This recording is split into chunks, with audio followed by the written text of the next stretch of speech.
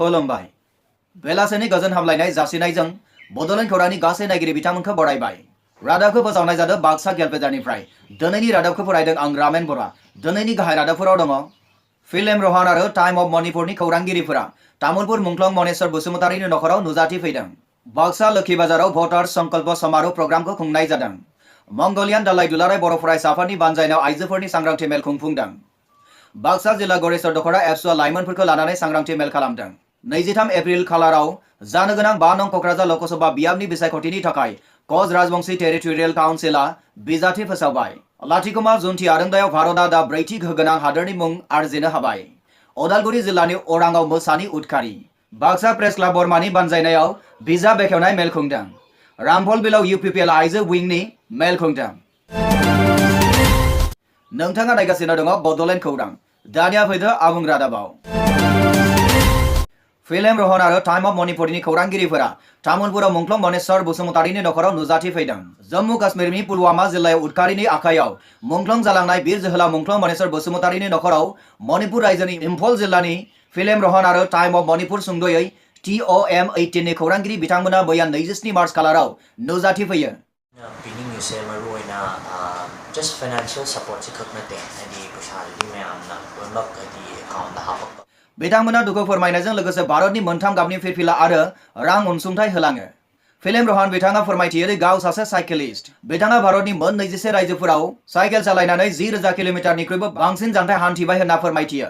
बिथांनि साइकेल सालायनायनि थांखिया गोजोन खौसेथि नागिरनाय आरो अनसुंथाइ नागिरनाय। मख'नो गोनां दि बे अनसुंथाइखौ गाव थाइसेबो बाहायालाबानो मुंख्लंफोरनो दान होनाय, गोरिब थाखोनो दान होनाय बायदिफोराव बाहायो।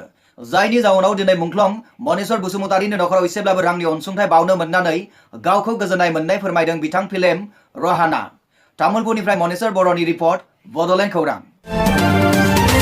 बाक्सा लोखि बाजाराव भटार संकल्प समारोह प्रग्राम खुंनाय जादों। मैया थांनाय 27 मार्च खालाराव बे प्रग्रामखौ लोखि बाजार एभारेस्ट क्लाबनि गेलेग्रा फोथाराव खालामनाय जायो।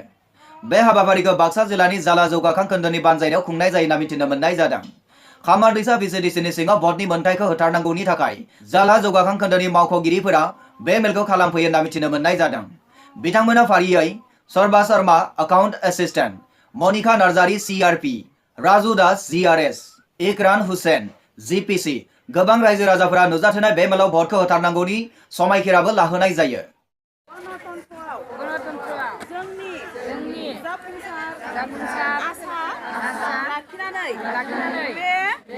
समायखिराखौ लानाय जायोदि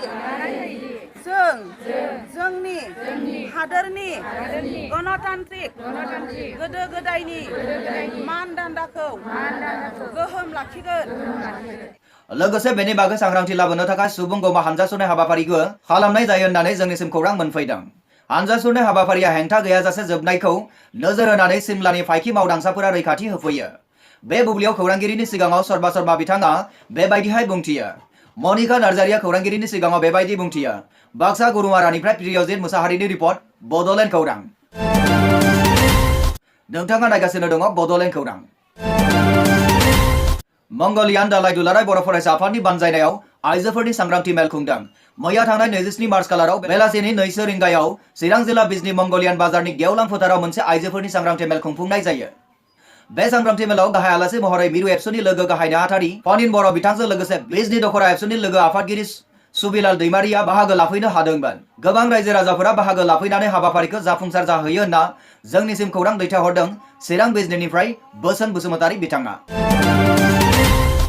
बाक्सा जिल्ला गरेस्वर दख'रा एबसुआ लाइमोनफोरखौ लानानै सांग्रांथि मेल खालामदों। गरेस्वर दख'रा एबसुआ बानजायनायाव मैया थांनाय 27 मार्च खालाराव गरेस्वरनि कमिउनिटि हलाव लाइमोनफोरनि सांग्रांथि मेलखौ खुंनाय जायो। खुंजानाय मेलाव गाहाय आलासि महरै NDFBPनि गाहाय नेहाथारि गबिन्द बसुमतारी बिथाङा बाहागो लाफैयो। गावनि बिबुंथियाव बिथां बसुमतारीया आथिखालनि लाइमोनफोरनि सोलोंथाइनि सायाव आरो समाज थासारिनि सोमोन्दै लाइमोनफोरनि सायाव गोथौयै फोरमायनानै होयो। गोबां रायजो राजाफोरनि नुजाथिनायजों मेला जोबोद मेहेरगोनां जायो होनना जोंनिसिम खौरां मोनफैदों। रुपहिनिफ्राय खौरांगिरि मनिल दैमारिनि रिपर्ट, बड'लेण्ड खौरां।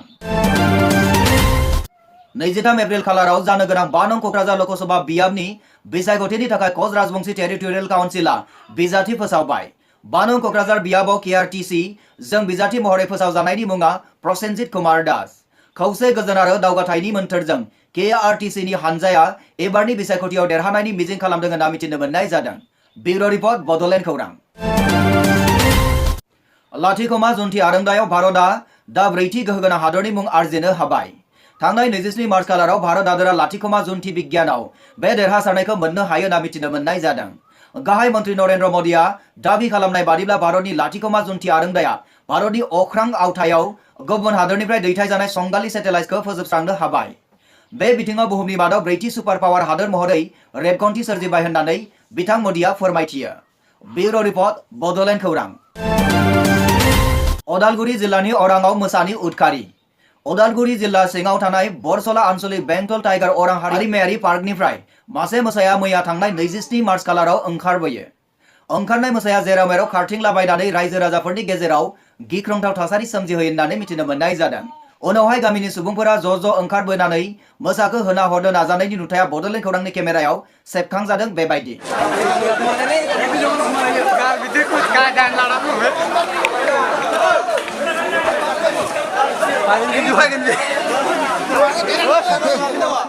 नाथाय हाग्रामा बिफाननिफ्राय रैखाथि हानजाया सफैयैयाव बांसिन गिनो गोनां थासारि सोमजिखाङो होननानै मिथिनो मोननाय जाबावदों। बे रादाबखौ जोंनिसिम दैथायहरदों अदालगुरिनिफ्राय दिमासा बर' बिथाङा। बाक्सा प्रेस क्लाब बर्मानि बानजायनायाव बिजाब बेखेवनाय मेल खुंदों। बाक्सा जिल्लानि सिङाव थानाय बाक्सा प्रेस क्लाबाव थांनाय 24 मार्च खालाराव मोनसे ओंथिगोनां मेलाव रुनु स्वर्गियारिनि इंराजि रावजों लिरनाय बिजाब traditional fishing and fish food items of द बड' कसारी होननाय बिजाबखौ बेखेवनाय जायो।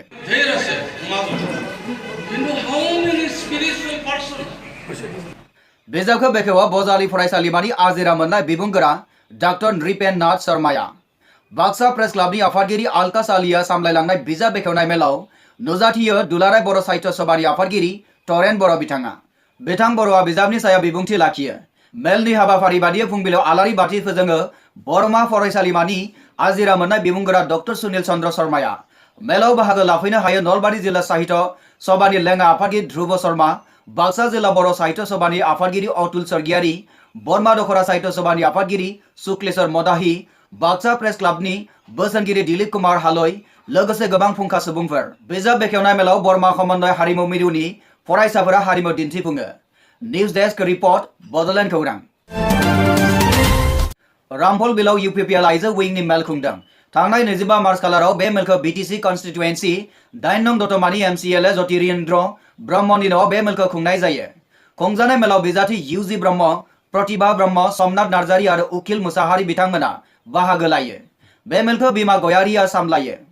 UPPL आइजो विंनि मासिगिरि आरो गाहाय नेहाथारि बिउटि बसुमतारिया बे मेलखौ बेखेवो होनना मिथिनो मोननाय जादों। मोनफ्रोमबो जिल्ला खोन्दो आरो गुदि UPPLनि दैदेनगिरिफोरा गावबा गावनि बिबुंथि लाखियो। UG ब्रह्म बिथाङा गावनि बिबुंथियाव BPF दोलोआ जाख्ल'नाय नास'नाय सुसिनायजों लोब्बा दं होननानै बुंथियो।